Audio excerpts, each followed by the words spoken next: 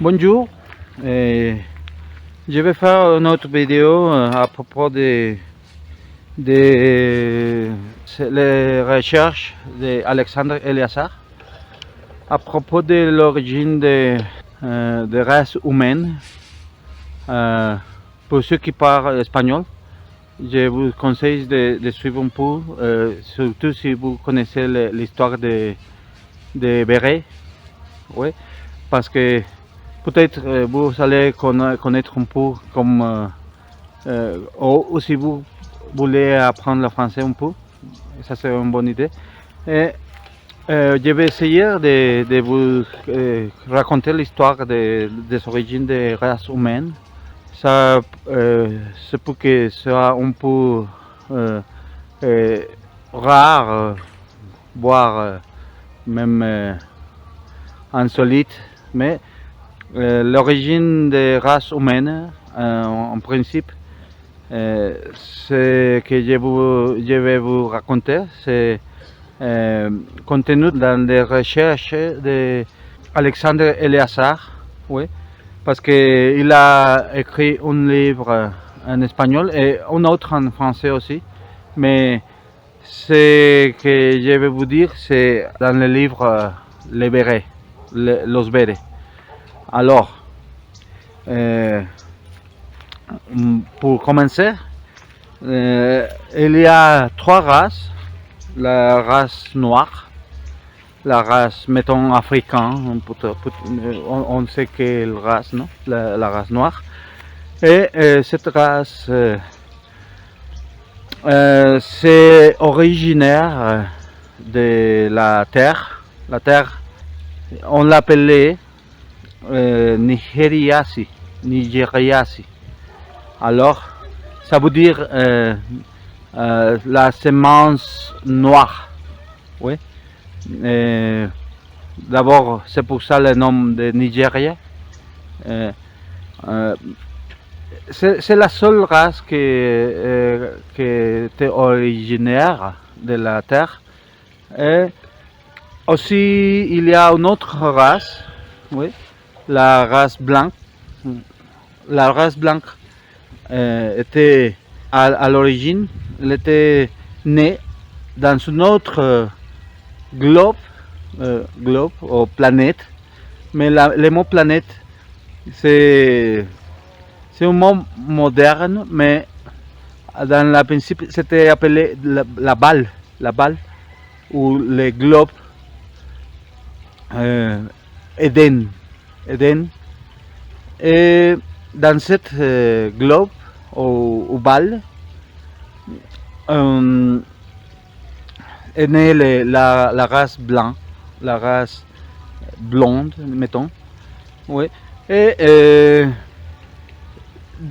les trois races à l'origine, les trois races, la blanche, la noire et l'autre qui s'est appelée païenne, ou mettons les fils du soleil, les fils du soleil, oui.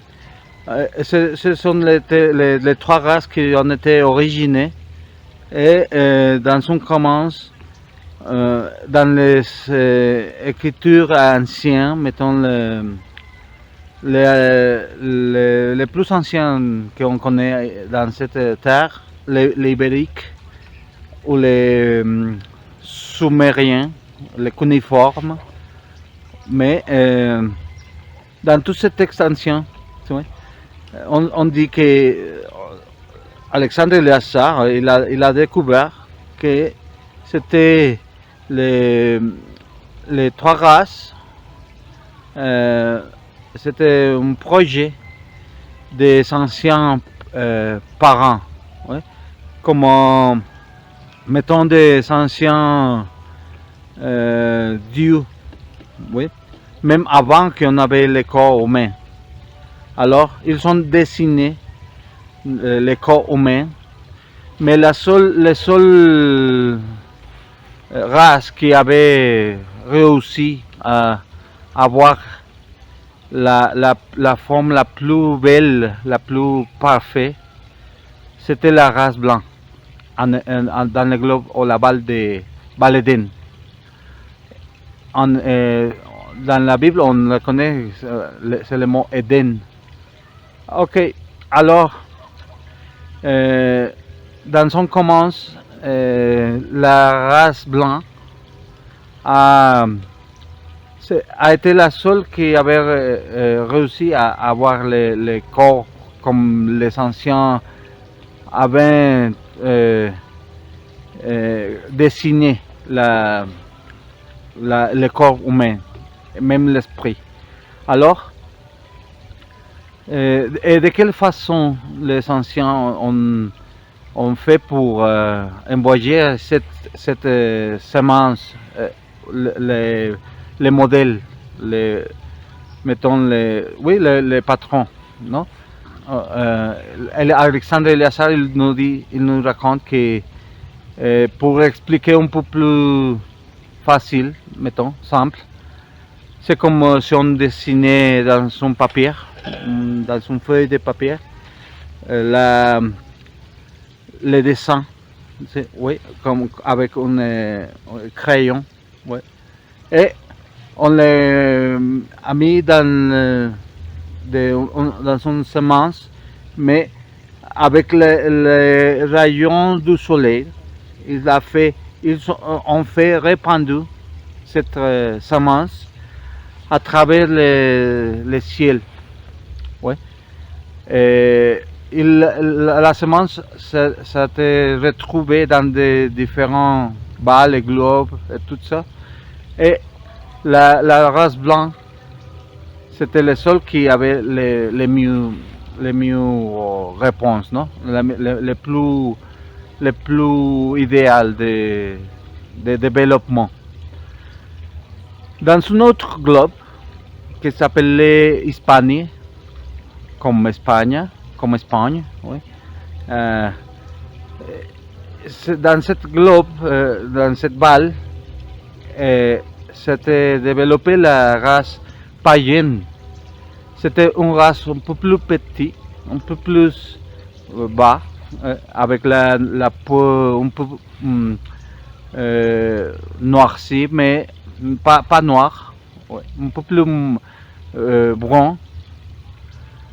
Mais oui, ils en étaient loin. Ouais. Alors, c'était pas les meilleures adaptations des races, mais quand même, ils avaient les corps comme nous. Oui. C'est ça les humains. Oui.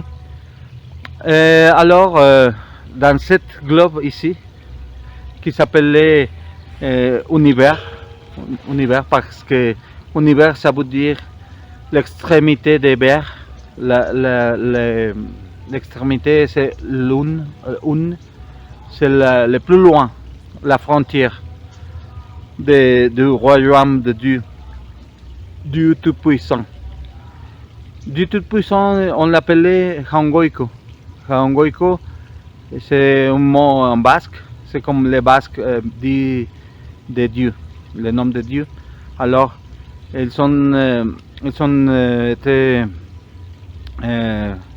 plus petits, les païens, parce que c'était pas parfait pour eux le développement.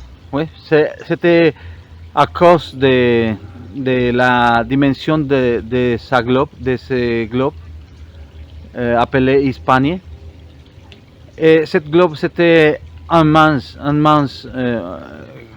très vaste, très grand.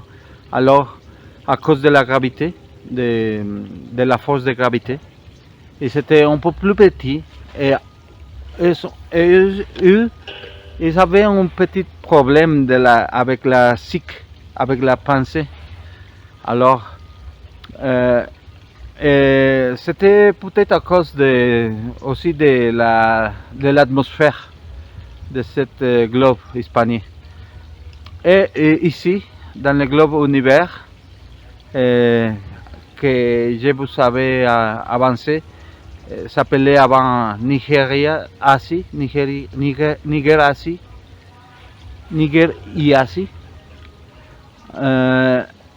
ça veut dire on l'appelait à eux, les Noirs, le Niger cannibale.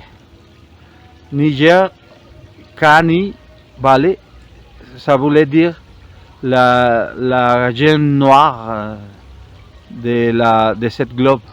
Ok. Alors, on a parlé de 3 races, mais comment est-ce que les autres sont arrivés ici?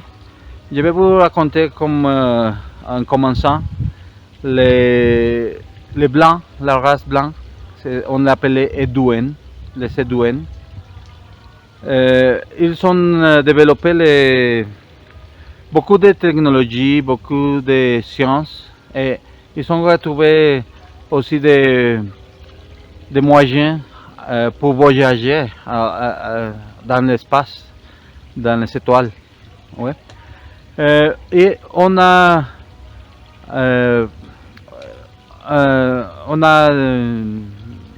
lu dans les investigations d'Alexandre Léazard que ces douanes, ils ont retrouvé la race païenne et ils ont choisi les moins pervers, les plus intelligents pour les élever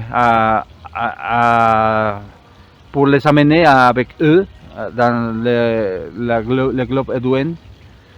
Alors, ils ont appris, les païens, ils ont appris beaucoup de sciences, mais avec le temps, ils ont voulu plus de droits et plus de choses comme les blancs. Ouais. Et ils ont commencé à se manifester et à protester. C'est eux, les païens, qui ont inventé la révolution. Oui, la révolution et la grève aussi. Parce qu'ils ne voulaient pas s'enforcer de même comme les blancs. Mais ils voulaient les mêmes choses que les blancs avaient. Alors, Dieu Tout-Puissant, il les a donné des droits aussi, mais pas assez. Parce que pour les Sédouins, on doit se renforcer, non? On doit se mettre à la tâche, non? Parce que sans l'effort, on ne peut rien avoir. Alors, ça, c'est logique, mais pour eux, ils ne voulaient pas ça. Alors, ils ne voulaient pas ça. Et alors, ils ont commencé à protester encore et encore. Et avec le temps, Dieu Tout-Puissant les a expulsés d'Éden. Alors, il a donné des vaisseaux, on a appelé en espagnol naves, des vaisseaux spatiaux pour les païens, pour se retrouver en Espagne. Alors, avec le temps, les païens, ils ont modifié les vaisseaux pour s'en aller un peu plus loin, explorer, non? Mais Dieu Tout-Puissant lui avait donné des conditions. Oui. Ils ont signé un traité, mais ils ont traversé la frontière et ils se sont retrouvés ici, dans la frontière. Ici, on est dans la limite du royaume de Dieu. Alors, c'était une violation, c'était un défi pour Dieu, non?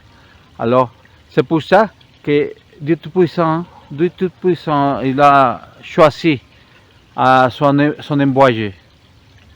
Ça veut dire Éléazar.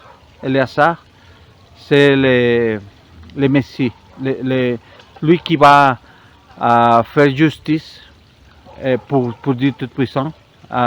Et c'est pour ça que Éléazar s'est retrouvé ici. Avec le temps, il il est envoyé par Dieu Tout-Puissant ici pour restaurer le royaume de Dieu. Tu sais? Oui, mais c'est une autre histoire un peu plus longue, mais je vais vous continuer de partager ces connaissances que Alexandre Eleazar nous a partagées à nous dans ce livre. Okay? C'est pas une question de foi, mais c'est juste de trouver et prouver avec ces textes anciens que la vérité c'est là, c'est caché, mais pourquoi c'est caché? Ok? Alors ça veut dire qu'on va continuer de vous dire tout ça. Ok? Et je vous invite à prendre l'espagnol avec nous dans les vidéos qu'on a à propos de ce sujet. Et je vous souhaite une belle journée. Merci beaucoup.